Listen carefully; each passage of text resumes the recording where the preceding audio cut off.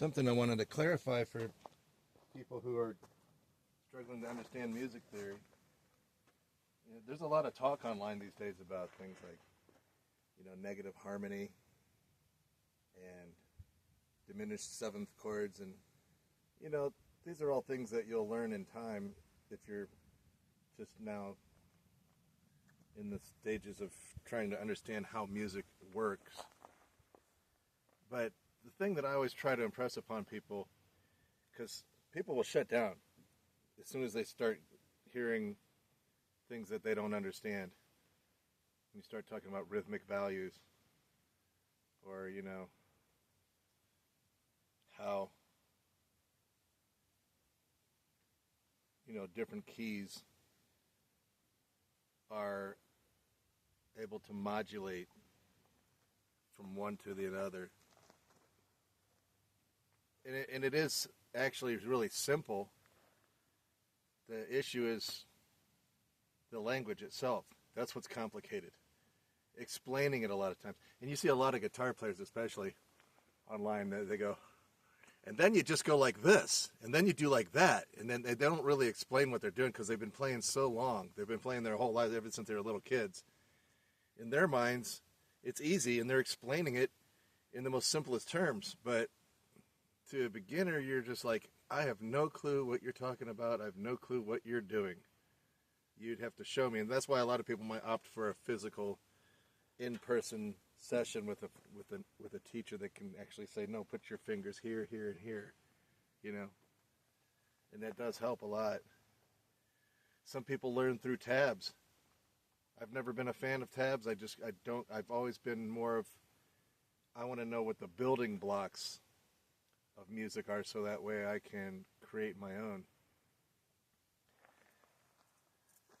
But I will say this about music theory. All you need to know is 3 numbers. 1, 4, and 5. That's it. That's the best advice you can possibly get as a beginner. Is that whatever scale you're on, the first letter of that scale, and there's only 7 letters in every scale. It's either A, B, C, D, E, F, G, and it's one of the orders within that. So if you're in the key of C, it's going to be C, D, E, F, G, A, B. You're only working with 7 letters here. No matter what scale you're on, you're only going to have to worry about the 1st degree, the 4th degree, and the 5th degree, especially when you convert the scale into a key. What's the difference between a scale and a key? It's the same letters, except the letter itself will represent a chord. So instead of the note C, it'll be the chord C, and that'll be considered the 1st chord of that key. So how do you find the 4th and the 5th? Well, C, D, E, F, G. F will be the 4th chord, and G will be the 5th chord. So when you're talking about progressions, and you want to make a song, say you're a better singer, you only really need to know 3 chords. The 1st chord, the 4th chord, and the 5th chord, whatever key you think you're in. That's it. So if you're in the key of C, your 3 chords will be C, F, and G. The 1, the 4, and the 5. That's all you need to know to make a song. And you return back to the 1st chord. After you do the 4th chord and the 5th chord, you go back to the 1st chord again. And then you will have made a progression. Or a statement, if you will. It sounds like you've completed something.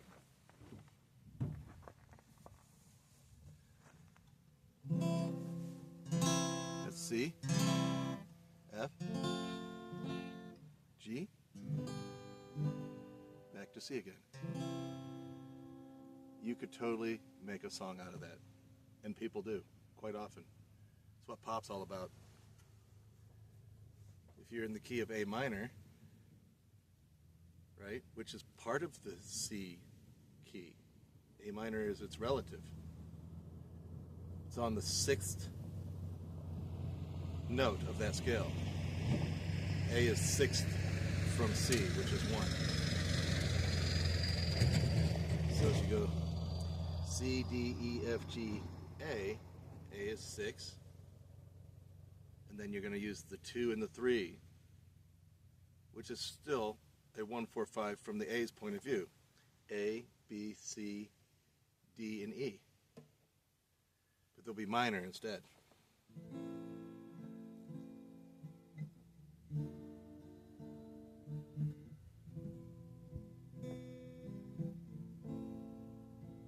Now it's a sad song, a lonely cowboy song.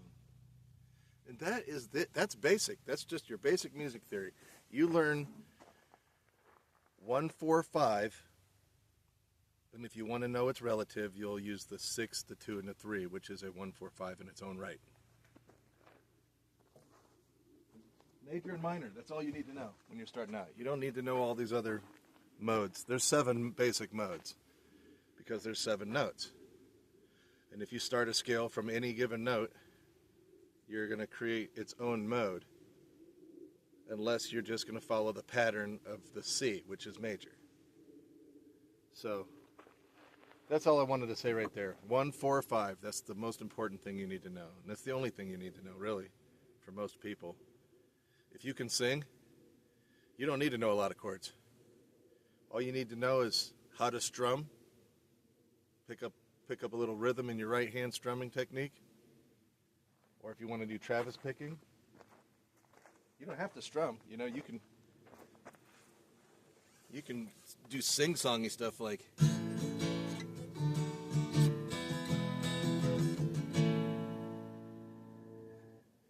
It's all in the right hand. 3 chords. Your left hand has to learn the mechanical stuff, but your right hand has all the rhythm and soul. But if you want to learn Travis picking, you want to. The simplest way is say outsides and insides.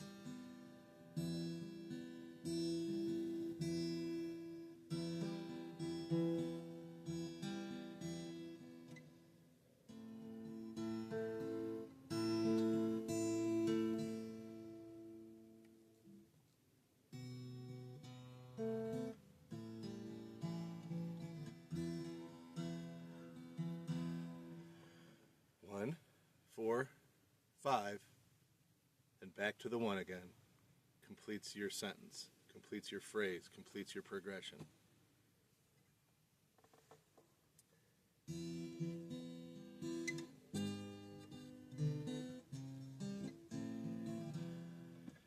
Then you can start adding in other chords as time goes on.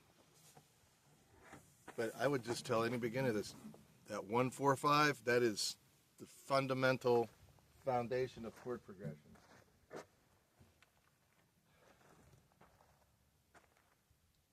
Learning the keys isn't that hard. It's just like learning the scales, except you consider the notes in that scale as chords instead.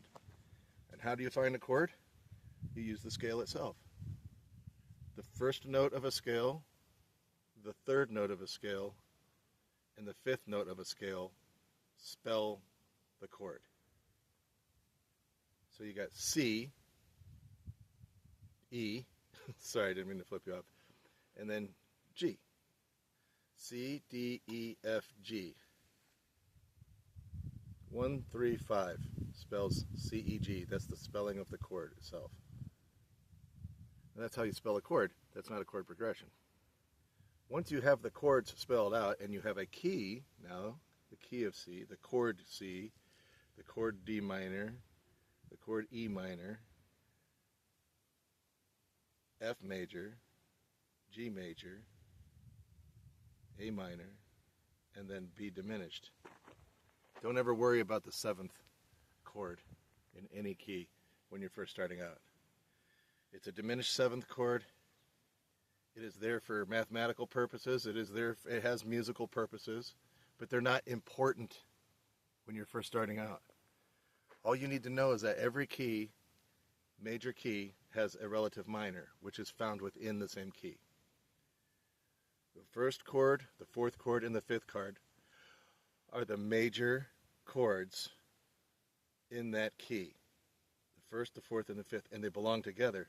And you can play them in any order you want, and you won't sound out of tune. You know, when you got C, F, and G, you can play G, F, and C, F, C, and G any way you want.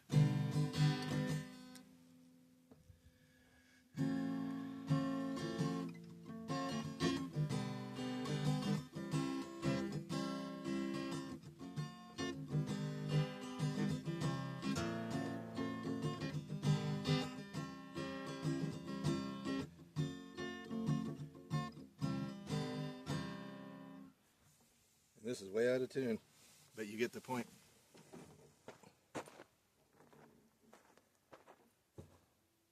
So when someone says relative minor, you'll know to look within the same key.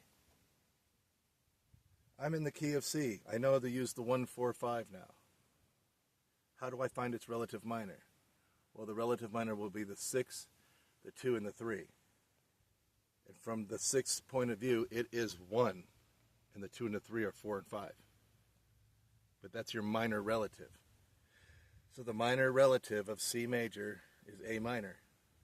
And you got A minor, D minor, and E minor. And you can go A, D, E, and back to A. And you can mix and match A minor with C major. And it'll also sound good because they're part of the same key. They belong together. That's what they call them, relatives. Anyway, I'm not going to explain any more than that right now because as a beginner, anything more will be confusing. So I'll just say chew on that for a little while and leave a comment if you want, or if you have a question, I'll do my best to explain it.